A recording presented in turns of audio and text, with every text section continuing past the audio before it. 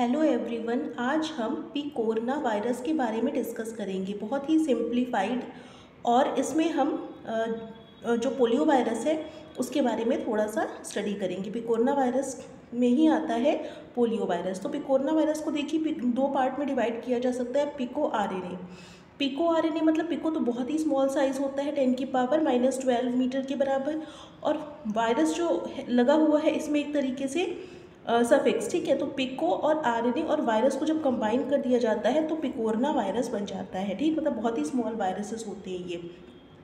इनका जो genetic material होता है वो आरएनए होता है, जो पॉजिटिव सेंस होता है और सिंगल स्ट्रैंडेड होता है। पॉजिटिव सेंस आरएनए वायरस ऐसे आरएनए होते हैं, मतलब इन वायरसेस के आरएनए को पॉजिटिव सेंस इसलिए कहा जाता है क्योंकि ये डायरेक्ट प्रोटीन बना सकते हैं। ये इनका जो सीक्वेंस होता है मैसेंजर आरएनए जैसा ही होता है। ये डायरेक्ट क्या कर सकते हैं, प्रोटीन अपना बना सकते हैं, ठीक है। इसलिए पॉजिटिव सेंस कहा जाता है। और निगेटिव सेंस वाला पहले क्या बनाएगा, निगेटिव सेंस आरएनए पहले डबल स्ट्रैंडेड आरएनए बनाएगा, फिर उसके बाद उसका ट्रांसक्रिप्शन तरीके से होगा। उसके बाद जो आरएनए बनेगा मैसेंजर आरएनए की तरह, वो फिर आगे प्रोटीन बनाएगा, ठीक है। तो इसमें single stranded positive sense RNA होता है एज अ जेनेटिक मटेरियल। इसकी जो स्ट्रक्चर होता है वो आइकोसाहीड्रल मॉर्फोलॉजी, आइकोसाहीड्रल सिमेट्री इसमें पाई जाती है, ठीक है। मतलब एक तरीके से फुटबॉल का जैसा शेप होता है ना, फुटबॉल के चारों तरफ जो सिमेट्री होती है वो आइकोसाहीड्रल ही सिमेट्री कहलाती है। अब देखिए इसमें होता क्या है, वीरियन, वीरियन मतलब वायरस पार्टिकल्स को ही वीरियन कहा जा रहा है। Virion consist of a capsid with no envelope surrounding a core of single stranded RNA. इसमें क्या होता है, एक जेनेटिक मटेरियल होता है आरएनए सिंगल स्ट्रैंडेड, जो कि पॉजिटिव स्ट्रैंडेड होता है। उसके चारों तरफ प्रोटीन की लेयर होती है, इसको कैप्सिड कहते हैं। तो कैप्सिड, इसमें कोई इन्वेलप नहीं होता, केवल कैप्सिड और इसका जेनेटिक मटेरियल होता है। इसका केवल जेनेटिक मटेरियल ही अपने आप में इन्फेक्शियस होता है, जो इन्फेक्शन फैलाता है। इसका जो आरएनए होता है वो पॉली एडिनाइलेटेड होता है, मतलब एक एंड पे पॉली ए टेल होती है।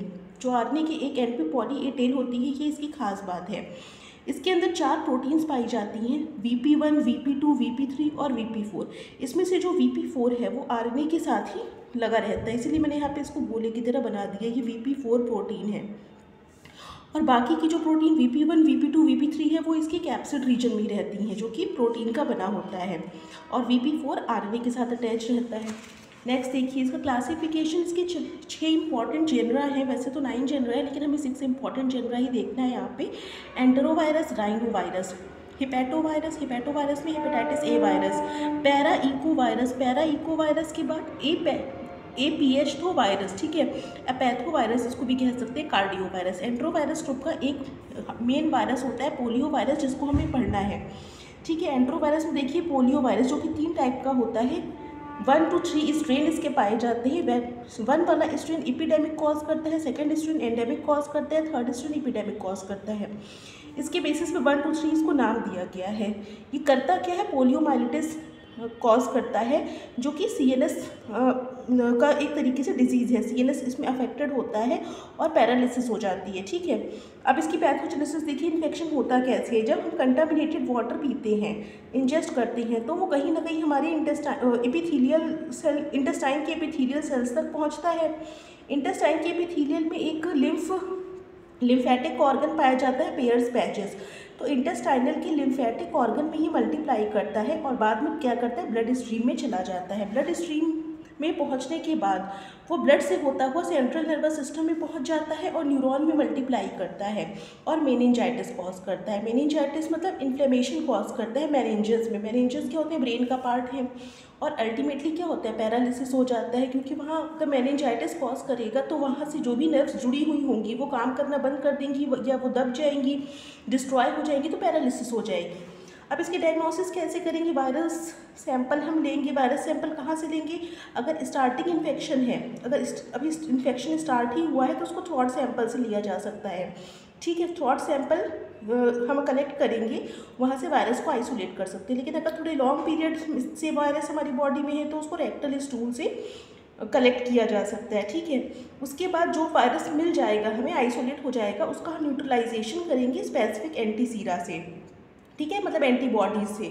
आइसोलेटेड वायरस के अगेंस्ट में जो एंटीबॉडीज़ होंगी उससे न्यूट्रलाइजेशन रिएक्शन परफॉर्म करेंगे। अगर ये पॉजिटिव आ जाता है मतलब वायरस प्रेजेंट है हमारे सैंपल में। अब इसका डायग्नोसिस के बाद प्रिवेंशन या कंट्रोल कैसे करेंगे? हम drinking water, safe drinking water पिएंगे, बॉयल करके पिएंगे, ठीक है, कंटेमिनेटेड वाटर का बिल्कुल हम अवॉइड करेंगे।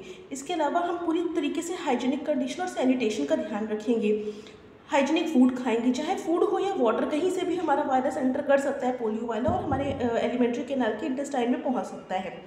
अब इसका वैक्सीनेशन देखिए, वैक्सीनेशन 2 तरीके की उसकी होती है। सबसे पहले एक खोज हुई थी सॉक वैक्सीन की, जो इनएक्टिवेटेड पोलियो वैक्सीन है, ठीक है, किल्ड वैक्सीन या इनएक्टिवेटेड पोलियो वैक्सीन के नाम से इसको जाना जाता है। लेकिन आजकल लाइव एटीन्यूएटेड वैक्सीन जो कि प्रिफर्ड है, Sabin vaccine, oral polio vaccine, जो कि 1959 में डिस्कवर हुई थी, ज़्यादा प्रेफर की जाती है क्योंकि इसका जो रूट ऑफ एडमिनिस्ट्रेशन है ओरल है, आसानी से इसको दिया जा सकता है बच्चों को, ठीक है। तो स्टार्टिंग में बच्चों को ये वैक्सीन लगती है ओरल पोलियो वैक्सीन, ठीक। तो 2 वैक्सीन है इसकी। अब उसके बाद पल्स पोलियो इम्यूनाइजेशन प्रोग्राम, इसको अपनाया गया था ग्लोबल इरेडिकेशन ऑफ पोलियो, ठीक है। 2011 में केवल 1 केस इंडिया में रह गया था, बाकी पूरी तरह से इरेडिकेट हो चुकी है डिजीज़। लेकिन फिर से ये मतलब डेवलप ना हो जाए, इसलिए वैक्सीनेशन प्रोग्राम को सफल बनाना ज़रूरी है, ठीक है। तो आज के लिए इतना ही रखते हैं, इसको देख लीजिएगा। Thank you.